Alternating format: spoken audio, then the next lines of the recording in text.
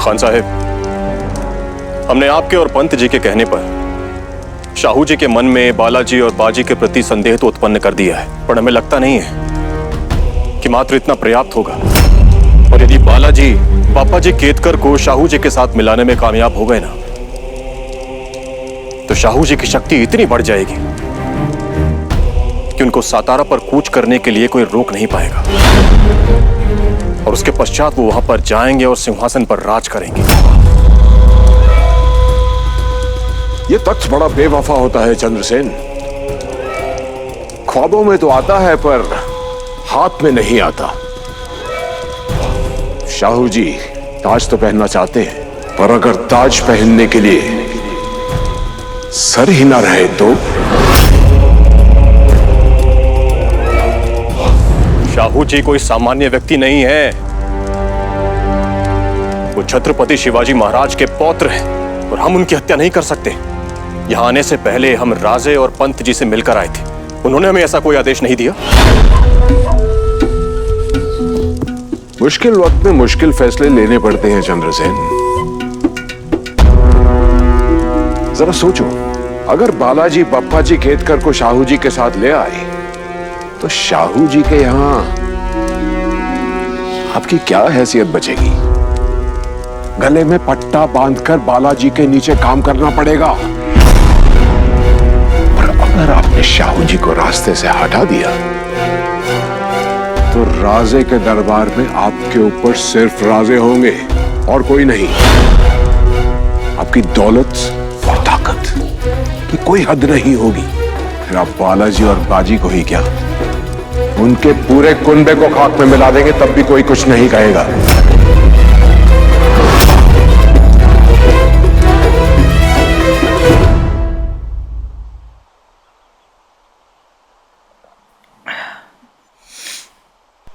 वैद्य जी कब आए?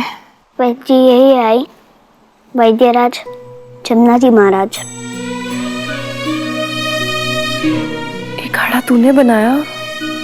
हो आई, जमुना भाव ने तुलसी आणि नीम की पत्तियों में लौंग डालकर काढ़ा बनाया और तुझे और शिशु को पीड़ा से आराम देने वाला जड़ी बूटियों का तेल भी जमुना भाव ने ही बनाया है। कहाँ से सीखा ये सब?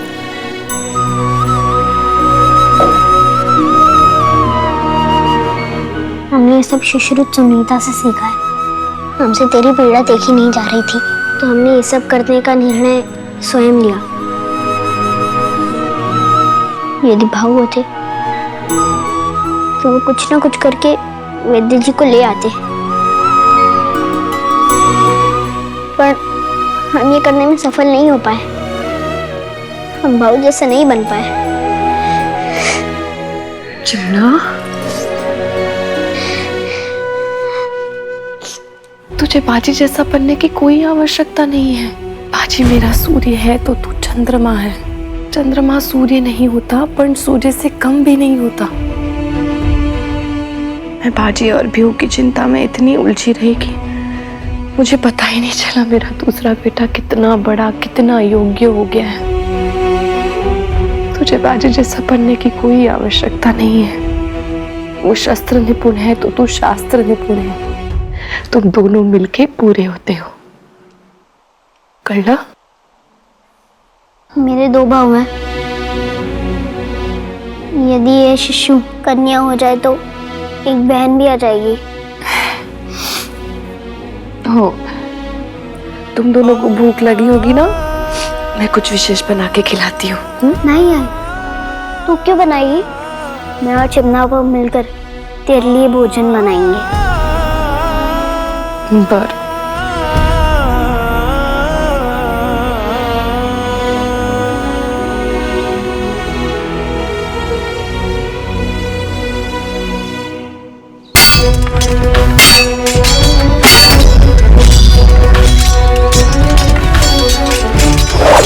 जमकर प्रहार करो। अभ्यास में जितना अधिक पसीना बहाओगे, युद्ध में उतना कम रक्त बहेगा।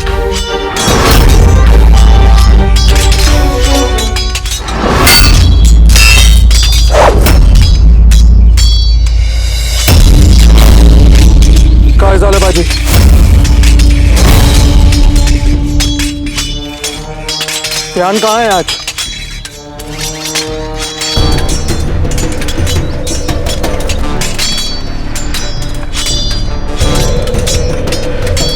बाजी, तलवार और नारी दोनों एक समान होती हैं। एक बार हाथ में आ जाए तो दोनों को पूर्ण समर्पण चाहिए होता है, और यदि तुम्हारा ध्यान उन दोनों से दूर गया तो दोनों तुमसे दूर चली जाती हैं। मेरा परिचय भी नारी के एक रूप से ही है। मेरा परिचय माँ से है, इसीलिए इस तलवार में मुझे उसकी ही छाया दिखती है। उसी सम्मान से मैं इसे धारण करता हूँ, और माँ बड़े से बड़े संकट में भी अपने पुत्र का साथ नहीं छोड़ती, और जरूरत पड़ने पर वो अपने पुत्र के शत्रुओं का हृदय निकाल लेती है।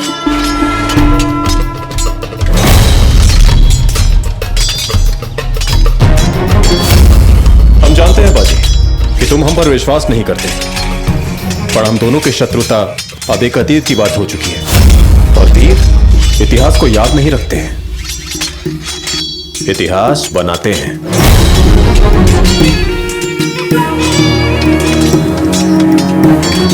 जो इतिहास याद नहीं रखते वो स्वयं इतिहास बन जाते हैं चंद्रसेन जी। मैंने तुमसे पहले ही कहा था बाजी कि कमरुद्दीन से जाकर माफी मांग लो। तलवार तो उस मुगल की थी, पर मेरे प्राण उस चंद्रसेन ने लिए बाजी। मैं इतिहास भी याद रखता हूँ और इतिहास से सीखे सबक भी।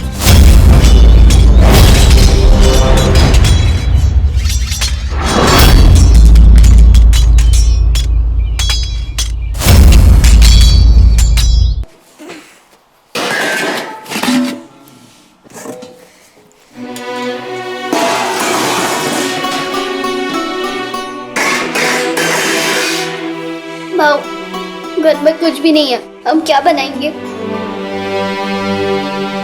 यदि कोई स्थिति में सही समय पर पौष्टिक आहार नहीं मिला तो बात बहुत बिगड़ सकती है।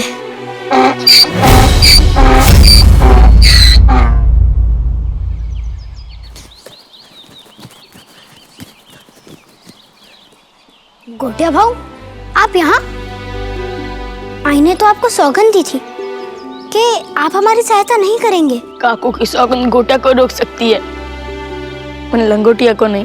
और मेरी तरह ये भी जानता है, जब ये भूखा था तो सिर्फ राधा काकू ने इसे खाना खिलाया था। जा लंगोटिया।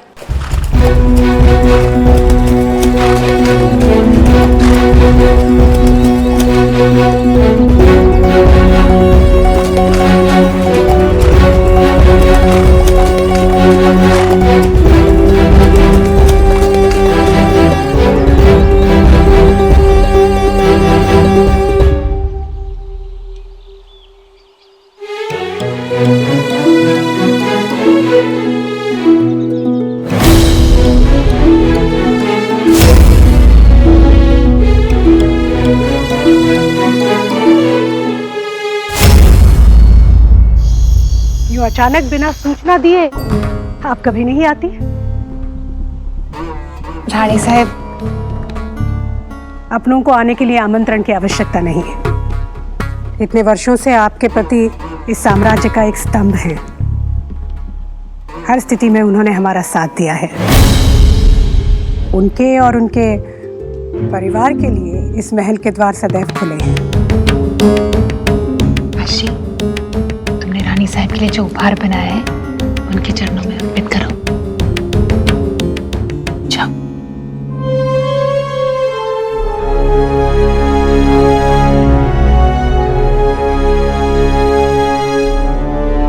अप्रतिम, ये तुमने बनाया? हो, आमच्या हाताने। अरे वाह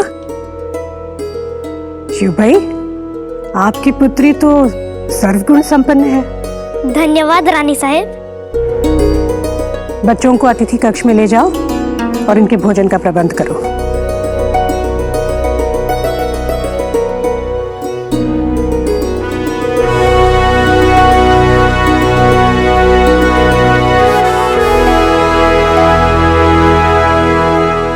शिव भाई, आपने अपनी पुत्री को शिक्षा भी अच्छी दी है और संस्कार भी।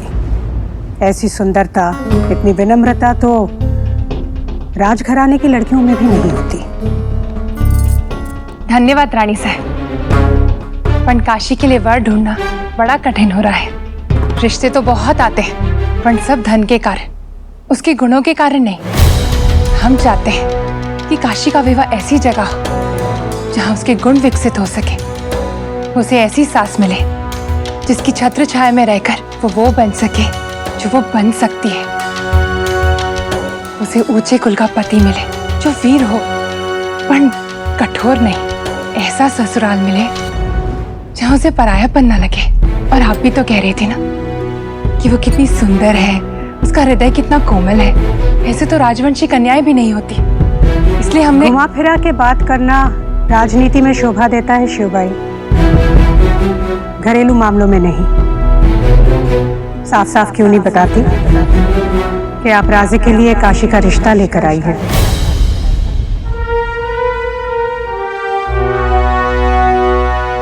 रानी साहब, रिश्ता जोड़ना या ना जोड़ना ये तो सब राजाओं का काम होता है। हम प्रजा तो बस उम्मीद जोड़ सकती है। शिवबाई, वर्तमान स्थिति में सातारा की राजनीति भंवर में है और सिंहासन भी। और तूफान में दीपक नहीं जलाया जाता। एक बार ये तूफान गुजर जाए, उसके बाद नए रिश्ते बनाने के बारे में सोचेंगे। हो रानी साहब, खूब खूब धन्यवाद। रानी साहब को अभी तक इनके शाहू जी को समर्थन देने का पता नहीं चला है। महादेव करे कि जब तक काशी और राजे का रिश्ता तय नहीं हो जाता तब तक स्थिति यूं ही बनी रहे।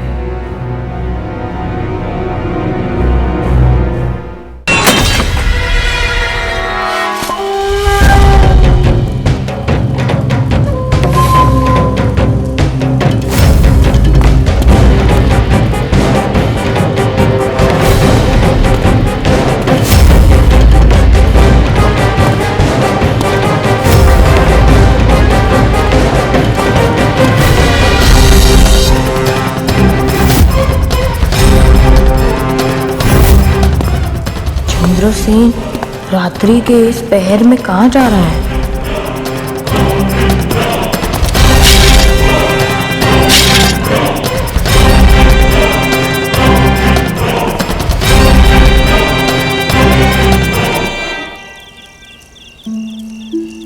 भाई साहब, हमें क्षमा कर दीजिए।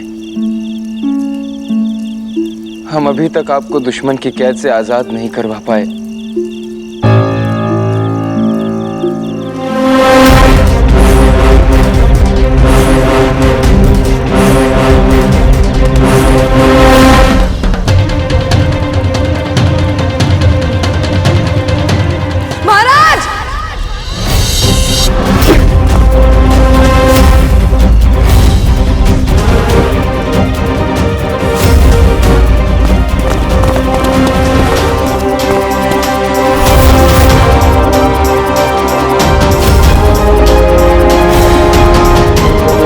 बाजी, तुम इतनी रात गए यहाँ क्या कर रहे हो?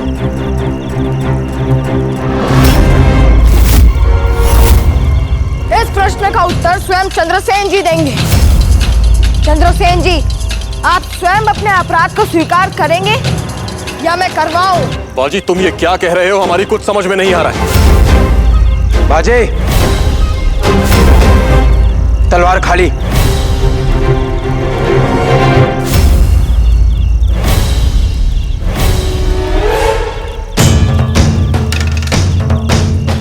महाराज, मैंने चंद्रसेन जी को आपकी तरफ नंगी तलवार लाते हुए देखा था, इसीलिए मैं इनके पीछे आया। हम अपने पिताजी के पास बैठे हुए थे, तो हम यहाँ पर तलवार लेकर कैसे आ सकते हैं? झूठ मत बोलिए चंद्रसेन जी, मैंने आपकी तलवार देखी थी। चंद्रसेन जी आपकी हत्या करने आ रहे थे महाराज। बाजी, हमारी तलवार हमारे पास है। ये हम श्रीपत राव जी और अपने पिताजी के साथ बैठकर शाहू जी के राज्याभिषेक के बारे में विचार विमर्श कर रहे थे। चंद्रसेन सत्य कह रहे हैं बाजी। चंद्रसेन तो हमारे साथ है शाहू जी। जी साहू जी, धनाजी सत्य कह रहे हैं। ये कैसे संभव है? तुम्हें तुम्हारा पिछला नाकाम हमला तो याद होगा ना? ये हमारे वस्त्र और हमारी तलवार है, इसे धारण कर लो। तुम्हें बाजी को यह विश्वास दिलाना है कि हम शाहू जी की हत्या करने जा रहे हैं। उसके पश्चात बाजी तुम्हारा पीछा करते करते छत तक आ जाएगा।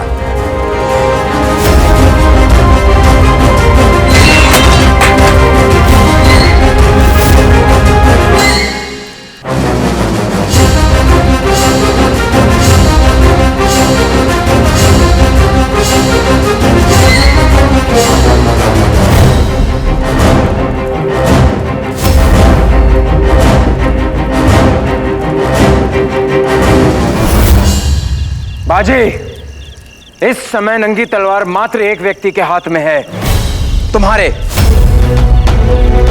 अगर यहाँ कोई हमलावर था तो वो गया कहाँ? मैंने किसी को देखा था महाराज। अरे पर किसे देखा था बाजी, किसे देखा था? मैं उसका चेहरा नहीं देख पाया। तुम्हारा स्वास्थ्य तो ठीक है बेटा, कहीं तुम नींद में तो नहीं चलने लगे? मैं नींद में नहीं था काका, छत पर कोई हमलावर था। जिसका चेहरा देखे बिना तुम इस निर्णय पर पहुंच गए कि हमलावर हम हैं? हमारे ऊपर ऐसा संगीन आरोप लगाने से पहले तुम्हें लज्जा नहीं आई बाजी? तुम और तुम्हारे पिता आज तक हमें अपना शत्रु मानते रहे, पर तुमने यह कैसे मान लिया कि धाना जी का पुत्र एक देशद्रोही हो सकता है? मैंने तुम्हें और तुम्हारे पिता को सदैव एक प्रतिद्वंदी की तरह समझा, और तुम दोनों ने मुझे अपना शत्रु। बाजी, तुम जानते हो कि हम बालाजी पर और तुम पर अपने पुत्र से भी ज्यादा विश्वास करते हैं, पर इस बार तुम गलत हो। चंद्रसेन सत्य कह रहे हैं।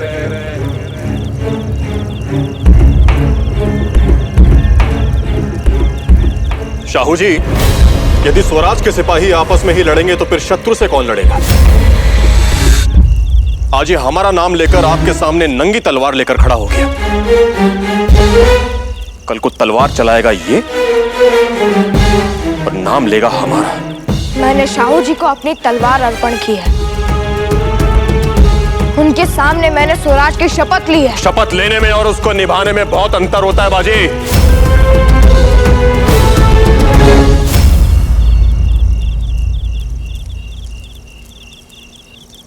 बाजी, विश्वास बनाने में वर्षों लग जाते हैं, पर उसे टूटने में एक क्षण लगता है।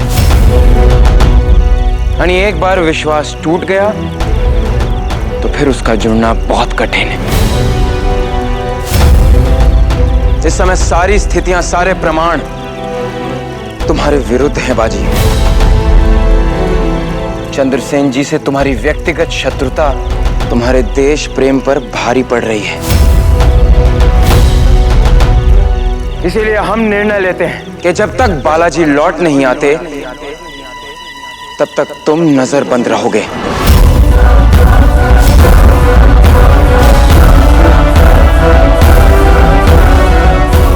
महाराज, एक बार बात तो सुन लीजिए। महाराज,